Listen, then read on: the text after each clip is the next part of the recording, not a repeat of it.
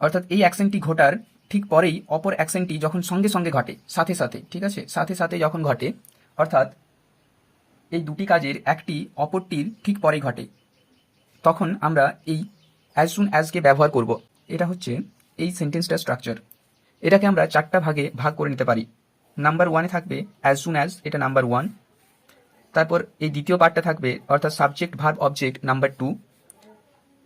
তারপর এই যে এটা দেখতে পাচ্ছ, এটা হচ্ছে number three, connector, comma, then, when, এগুলো হচ্ছে কানেক্টর।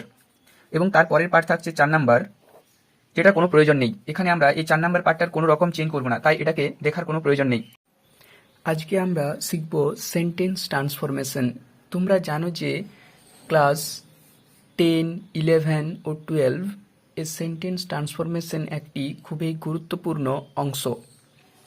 এই সেন্টেন্স ট্রান্সফরমেশনের মধ্যে আসলে কি করতে হয়, একটা কথা বলে রাখি, এই সেন্টেন্স ট্রান্সফরমেশন খুবই সহজ, আর একটু ভালোভাবে বুঝলেই খুব সহজেই হয়ে যায়।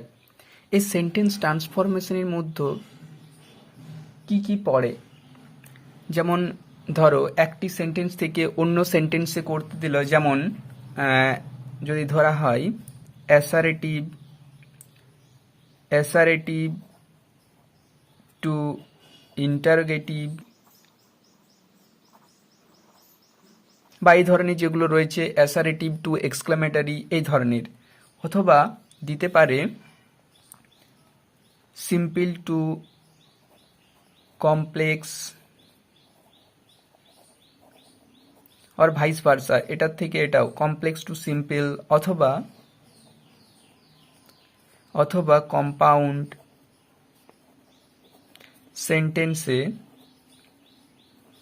সেন্টেন্সে করতে দিতে পারে। এছাড়াও থাকতে পারে তোমাদের ডিগ্রি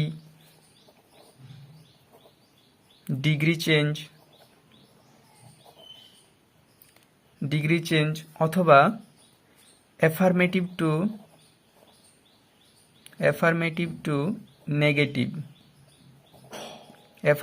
টু নেগেটিভ। আজকে আমরা দেখব এরকমই একটি, যেটা হচ্ছে এই অ্যাজ সুন অ্যাজ, বা নো সুনার ডিড, বা নো সুনার হ্যাড, বা হার্ডলি হ্যাড, এই সমস্ত দিয়ে কিভাবে সেন্টেন্স ট্রান্সফরমেশন করতে হয়। পরীক্ষায় কিভাবে কোশ্চেন পড়বে সেগুলো নিয়ে পরে আলোচনা করছি। আগে দেখে নাও যে এই বাক্যগুলোকে কখন ব্যবহার করা হয়। যদি না এর ব্যবহার জানা থাকে তাহলে এগুলো কোনো কাজেরই নয়। এগুলোকে কখন ব্যবহার করা হয় মনে রাখবে, যখন দুটি অ্যাকশন, ঠিক আছে, দুটি অ্যাকশন,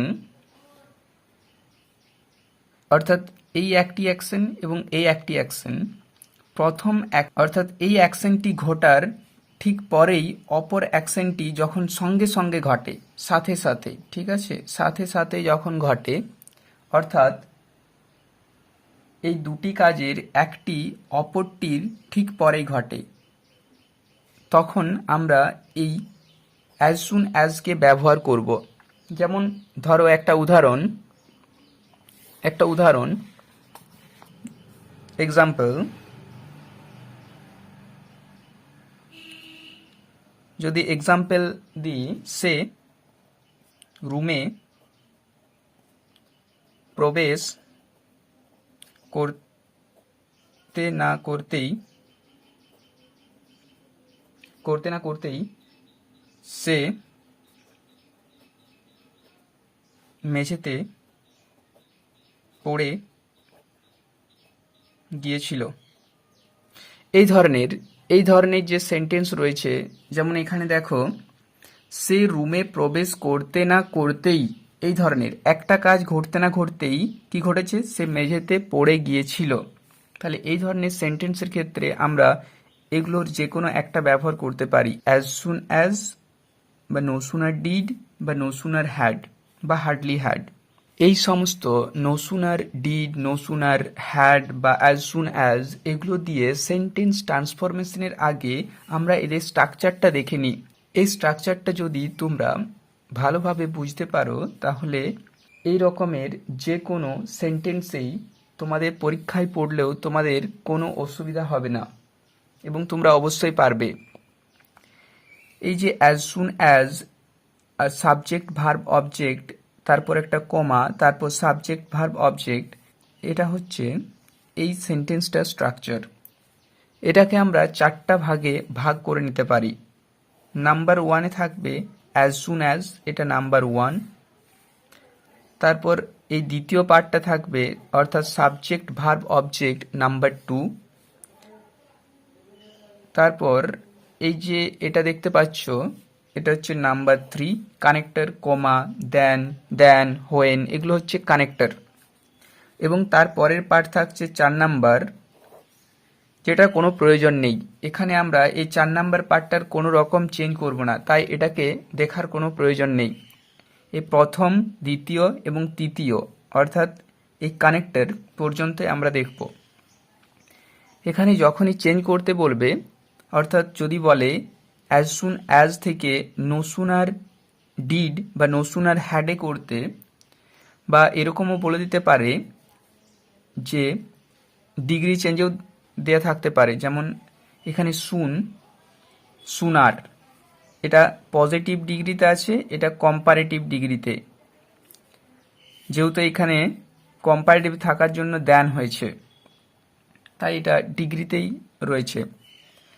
যদি এরকম থাকে তাহলে, অথবা আরেকভাবে পড়তে পারে, যেমন এখানে অ্যাফার্মেটিভে রয়েছে, এখানে নেগেটিভে রয়েছে, অ্যাফার্মেটিভ দিয়ে দিল এবং বলল মেক ইট ইন্টু নেগেটিভ বা change the sentence into negative, এরকমও পড়তে পারে। তাই বলে দিই, এই প্রথম, দ্বিতীয় আর তৃতীয় এই 3টারই পরিবর্তন হবে, বাকি আর কিচ্ছু হবে না। যদি অ্যাজ সুন অ্যাজ দিয়ে দেয়া থাকে, তাহলে যদি নো সুনার দিয়ে করতে হয়, নো সুনার যে কোনো একটি যদি দিয়ে করতে হয়, এখানে একটু আলাদা হবে। যদি নো সুনার ডিড থাকে, তাহলে ভার্বটি, এই যে ভার্বটি দেখতে পাচ্ছ, এর রুট ফর্মটি বসবে, রুট ফর্মটি। এবং যেহেতু হ্যাড এখানে আছে নো সুনার হ্যাডে, তাই এখানে ভার্বটি পিপি ফর্মে হবে, অর্থাৎ থার্ড ফর্মে হবে। এবং এইগুলো যেগুলো দেখতে পাচ্ছ, এগুলো সেম টু সেম হবে এই দুটোর ক্ষেত্রে। আমরা উদাহরণ করব, তখন দেখব এবং খুব সহজেই বুঝতে পারবো। এখন দেখে নিই এদের স্ট্রাকচারটি। এগুলোকে, যেহেতু এটা সময় নির্দেশ করছে অ্যাজ সুন অ্যাজ, তাই এটাকে আমরা অ্যাডভার্বিয়াল ফ্রেজ বলতে পারি। অ্যাডভার্বিয়াল ফ্রেজ, এটাও একটা অ্যাডভার্বিয়াল ফ্রেজ, এটাও। তাহলে এই 1 নম্বরে যা রয়েছে সেগুলো সব অ্যাডভার্বিয়াল ফ্রেজ, এবং 2 নম্বরে রয়েছে সেন্টেন্স, সাবজেক্ট ভার্ব অবজেক্ট দেখতে পাচ্ছ, এবং তারপর রয়েছে কানেক্টর, এগুলো হচ্ছে কানেক্টর, যা এই দুটোকে বা দুটো বাক্য বা দুটো ক্লজকে একসঙ্গে যুক্ত করেছে। আমরা কয়েকটা উদাহরণ করি, তাহলেই খুব সহজেই বুঝতে পারবে। এগুলো কিচ্ছু নেই, খুব সহজ। যেমন উদাহরণ, এই বাক্যটাকে যদি আমরা ইংরেজিতে লিখি, as soon as she entered the room, she fell down on the floor. As soon as she entered the room, she fell down on the floor. এই বাক্যটাকে প্রথমে আমরা যখনই এই ধরনের করব, তখনই একে 4টা ভাগে ভাগ করে নেব। এই একটা ভাগ, এই একটা ভাগ, আর এই কমাটা একটা ভাগ, আর বাকি এইটা। এটার কোনো প্রয়োজন নেই, অ্যাজ ইট ইজ যেমন থাকবে সেরকম বোস করে দেব। দেখো এখানে কিভাবে করছি। এই অ্যাজ সুন অ্যাজ এর জায়গায় যদি বলে নো সুনার, এই নো সুনার ডিড বা নো সুনার হ্যাড বা হার্ডলি হ্যাড দিয়ে করতে, তাহলে আমরা প্রথমেই করব no sooner did, no sooner did. এই ডিড হচ্ছে একটি auxiliary verb, primary auxiliary verb, এবং এই ডিড এরপর যে বাকি যে দ্বিতীয় অংশটি রয়েছে সেটি বস করে দেবো সি। কিন্তু ডিডের পরে ভার্বটি সবসময় রুট ফর্মে বসে, যেহেতু এটা রেগুলার ভার্ব, তাই এর ইডিটা তুলে দিলেই হবে এন্টার দ্য রুম। তারপরে এই কমাটার জায়গায় আমরা দেখেছিলাম এখানে কমা না বসে দেন বসে, দেন, যেহেতু এটা একটা কম্পারেটিভ ডিগ্রি, এটাও একটা কম্পারেটিভ ডিগ্রি, তাই এখানে দেন বসবে কানেক্টর হিসাবে, তাই এখানে একটা দেন হবে এবং বাকি যে অংশটা রয়েছে সেটা অ্যাজ ইট ইজ বসে যাবে। ঠিক একই রকমভাবে no sooner had, had she, এবং হ্যাডের পরে ভার্বের 3 নাম্বার ফর্মটি, ভার্বের 3 নাম্বার ফর্ম কি, entered, ENTERD, entered the room, room, যেহেতু এটাও একটা কম্পারেটিভ ডিগ্রি তাই এখানেও দেন হবে, দেন, আমরা জানি কম্পারেটিভ ডিগ্রিতে কানেক্টেড দেন বসে, দেন, এবং তারপর বাকি যা রয়েছে সেম টু সেম। এবং আরেকটা রয়েছে hardly had, hardly had, hardly had, এখানেও হ্যাড রয়েছে, যেহেতু এখানেও হ্যাড রয়েছে তাই সি এবং ভার্বটি হবে এন্টার্ড, এখানেও হ্যাড থাকার জন্য ভার্বটি কি হয়েছিল, এন্টার্ড, ভার্বের 3 নাম্বার ফর্ম এন্টার্ড। এখানে বেশিরভাগ সময়ই তোমরা দেখতে পাবে যে রেগুলার ভার্বকেই ব্যবহার করা হয়েছে। তারপর যেহেতু এখানে আমরা দেখতে পাচ্ছি হার্ডলি হ্যাডের কানেক্টর রয়েছে হোয়েন, তাই এখানে আমরা হোয়েন ব্যবহার করব এবং তারপর বাকি যা অংশ রয়েছে সেগুলো লিখে দেবো। এরকমই আরেকটা তোমরা কি দি হোম টাস্ক হিসাবে, হোমওয়ার্ক হিসাবে, যেমন ধরো as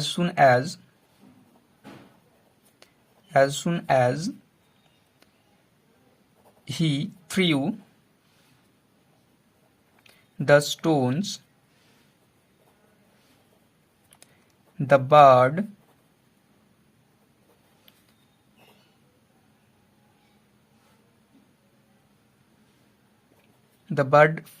flew away।